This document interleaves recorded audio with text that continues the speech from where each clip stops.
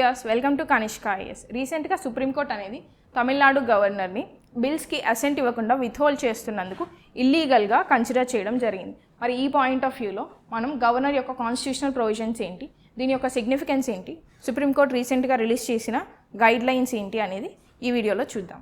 Coming to the constitution, supreme court అనేది Tamil Nadu governor RN Ravi's డెసిషన్ని ఇల్లీగల్గా consider చేయడం జరిగింది. ఏ పవర్ యూస్ చేసి సుప్రీంకోర్టు ఈ స్టేట్మెంట్ ఇచ్చింది అంటే article 142 extraordinary power off to provide complete justice.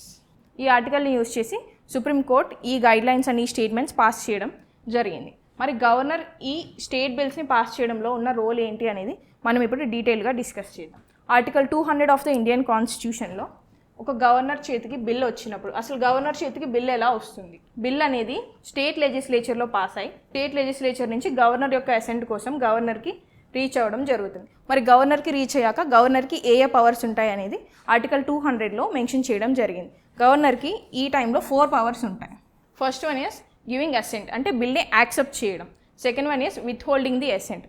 ఇదే ఇప్పుడు వచ్చిన కరెంట్ ఇష్యూ. దీనివల్లనే మనం ఇప్పుడు ఈ టాపిక్ని డిస్కస్ చేసుకుంటున్నాం. ఎందుకు అంటే దీని యొక్క టైం లిమిట్ ఎన్ని డేస్ ఆర్ ఎన్ని మంత్స్ ఆర్ ఎన్ని ఇయర్స్ ఈ బిల్ని విత్హోల్డ్ చేయొచ్చు అనేది కాన్స్టిట్యూషన్లో టైం పీరియడ్ మెన్షన్ చేయలేదు. అందుకే governors unlimited time period or infinite time పీరియడ్కి బిల్స్ అనేది విత్హోల్డ్ చేయడం జరుగుతుంది. మరి what is the third option?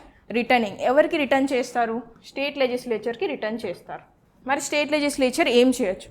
State legislature either amend చేయొచ్చు ఆర్ ద సేమ్ బిల్ని పాస్ చేయొచ్చు. మరి సేమ్ బిల్ని మళ్ళీ గవర్నర్ పంపించినప్పుడు గవర్నర్కు ఉన్న పవర్స్ ఏంటి అంటే there is no power, he must give his assent to the bill, right?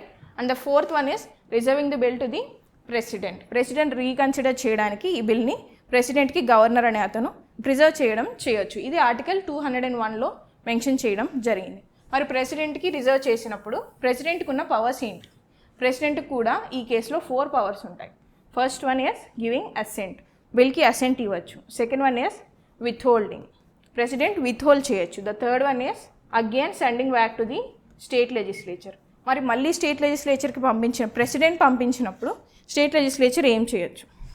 Either amend చేయొచ్చు లేదా సేమ్ బిల్ని పంపించవచ్చు. మరి సేమ్ బిల్ని పంపించినప్పుడు ప్రెసిడెంట్ కూడా డెఫినెట్గా అసెంట్ ఇవ్వాలా అంటే అవసరం లేదు. ఏదర్ అసెంట్ ఇవ్వచ్చు లేదా రిజెక్ట్ చేయొచ్చు. These are the 2 options president will be having. మరి గవర్నర్కి వస్తే గవర్నర్ ఓన్లీ మస్ట్ అసెంట్ ఇవ్వాలి. When it comes to the president case president either assent ఇవ్వచ్చు లేదా రిజెక్ట్ చేయొచ్చు. The fourth case is pocket veto. ఈ పాకెట్ వీటో అనే power only ప్రెసిడెంట్కి మాత్రమే ఉంటుంది, గవర్నర్కి ఉండదు. ఈ కంపారిజన్ అనేది మీరు ఎగ్జామ్ పాయింట్ ఆఫ్ వ్యూలో చూసుకోవాల్సి ఉంటుంది. Coming to the constitutional provisions that are mention about governor. Governor అనేది we all know is a constitutional post. మరి ఏజ్ క్రైటీరియా ఏంటి అంటే 35 years. గవర్నర్ని అపాయింట్ చేయడం అనే ప్రొసీజర్ని మనం కెనడియన్ కాన్స్టిట్యూషన్ నుంచి బారో చేసుకోవడం జరిగింది. మరి పోస్ట్ ఆఫ్ గవర్నర్ ఎక్కడి నుంచి తీసుకున్నామంటే యూకే కాన్స్టిట్యూషన్ నుంచి బారో చేసుకోవడం జరిగింది. మరి టెన్యూర్ ఏంటి అంటే 5 years. కానీ governor works under the pleasure of the president. అంటే 5 years టెన్యూర్ ఉన్నా కూడా ప్రెసిడెంట్ ఇష్టం మీద మాత్రమే గవర్నర్ అనే అతను వర్క్ చేయడం జరుగుతుంది.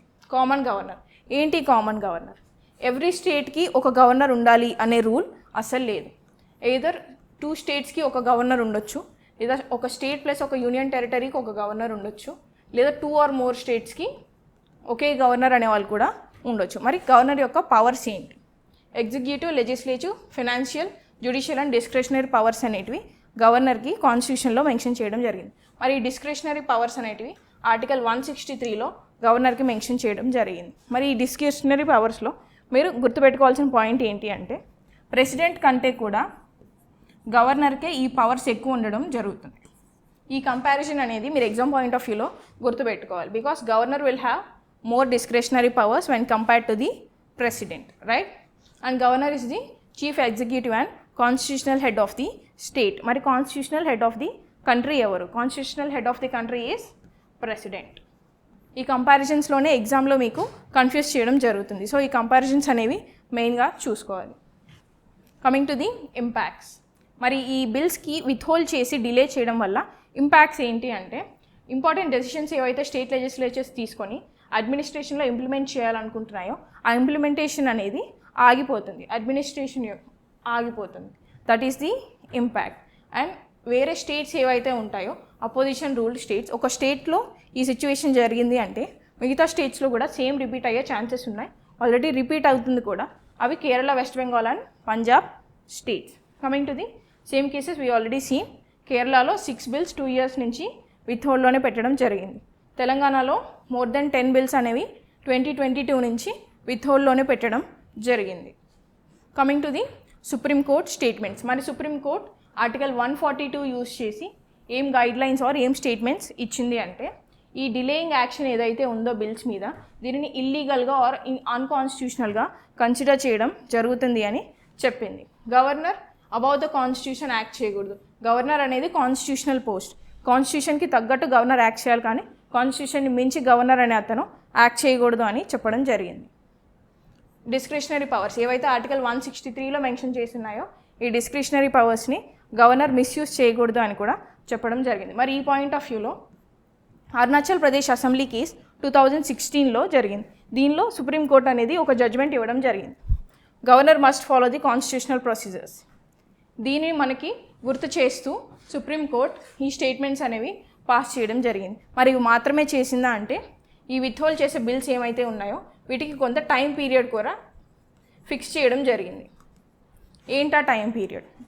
ఒక బిల్ విత్హోల్డ్ చేయాలంటే 1 month కంటే మించి విత్హోల్డ్ చేయకూడదు.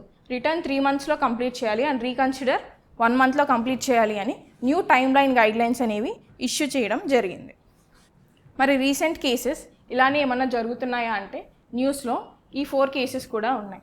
ఎగ్జామ్ పాయింట్ ఆఫ్ వ్యూలో రీసెంట్గా ఏ కేసెస్ జరిగాయి, ఏ స్టేట్స్ ఈ కాన్ఫ్లిక్ట్లో ఉన్నాయి అనేది కూడా మనం చూసుకోవాలి. First thing is delay or withholding assent to the bills. ఇప్పటివరకు మనం డిస్కస్ చేసిన Tamil Nadu and Kerala regions.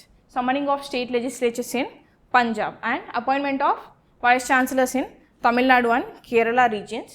Sanction for prosecution of public officials in Karnataka. మరి ఇవి రీసెంట్లో ఉన్న governor versus state legislatures issues.